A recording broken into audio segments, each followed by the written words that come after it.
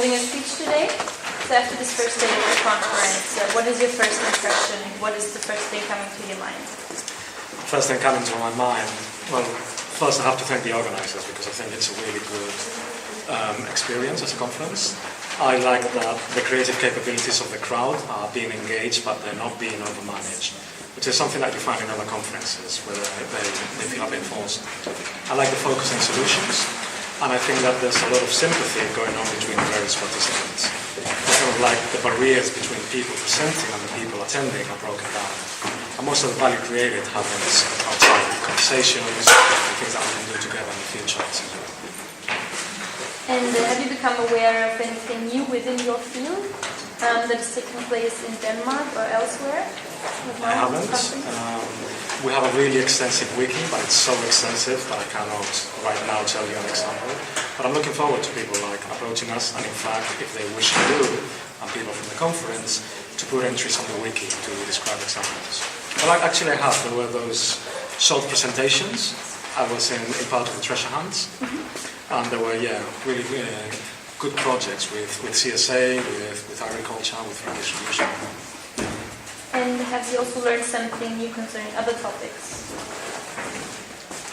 I'm very familiar with monetary theory, but I think that his talk right now really coalesced a lot of those ideas really well.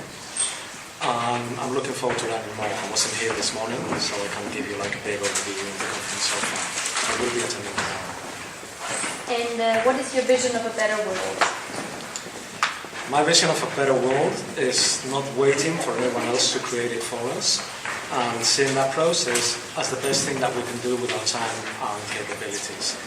And let it be a reflection of that. Let it be a reflection of the real needs that people have for connection and for fostering. I think that everyone has that need. The current system tries to sell you all the needs as desirable, but they're substitutes for wanting to connect. So a connected world where we all create the value and we care for each other, that's my vision. It's very simple, it's not very politically precise, but I think that we have to act in this emotional place, and then we'll have the blueprints, then we'll have the Bibles, etc. So how do you think we can achieve that with peer-to-peer production? Peer-to-peer production is a mode of production. So we have the capitalist mode of production that tends to maximize profit for just a few people. And the peer-to-peer mode of production is not just about profit, but circulation of value. And it's really effective.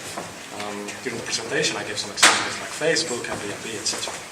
So can these platforms be reimagined so that peer-to-peer all the way? Because you're not a peer with the shareholders who own Facebook. Can we circulate that value back? We have to create those platforms. I mean, those platforms exist, but we have to crystallize them. That's my vision at the entrepreneurial level. And at the political level, the P2P politics takes into account the real needs and inputs of the people. And you see examples of that popping up. But again, they have to crystallize, they have to come together. People need to feel identified with peer-to-peer and understand it clearly, so they see that they can also add value to it and create this kind of value together. And what about the shared responsibility of peer-to-peer production, the related challenges of this shared responsibility? What do you mean by shared responsibility? Well, because if the producer and the consumer, many different stakeholders are involved in the production, that means also that they share the responsibility of eventual failures. Yeah.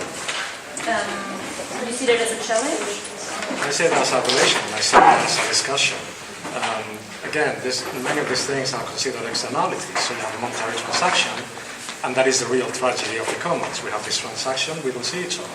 So we have to evolve to a culture where we're implicating every process and take responsibility of those things. And not as something that we want to skirt away from, but as something that can actually make things better. And as, if it can be a pleasurable process, then all the better for it.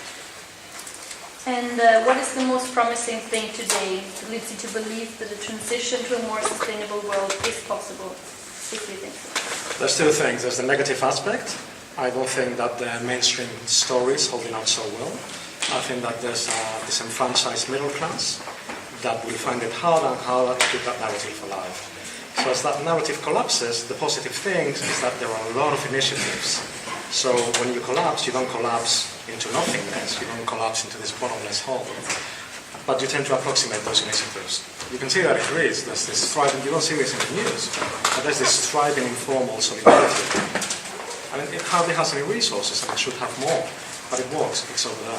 So I see both things, downslope and raising the ground, so to speak, so that the fall isn't so dangerous. Open issues. And do you maybe have any book or documentary to recommend? Yes, we have a free downloadable book that's called Commons Transitions, and you can find that in our website. We also have all materials. A really good book for conceptualizing the commons and a good introduction.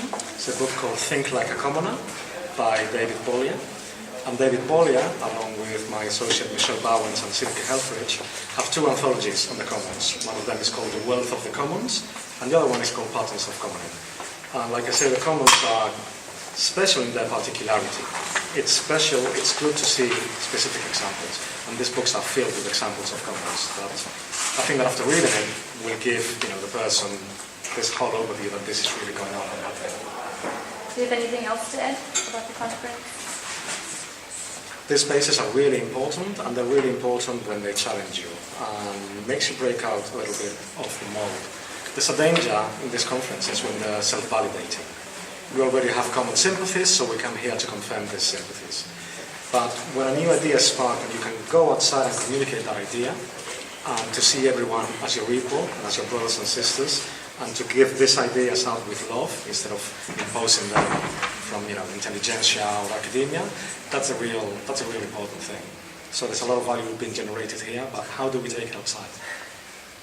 Thank you. Thank you.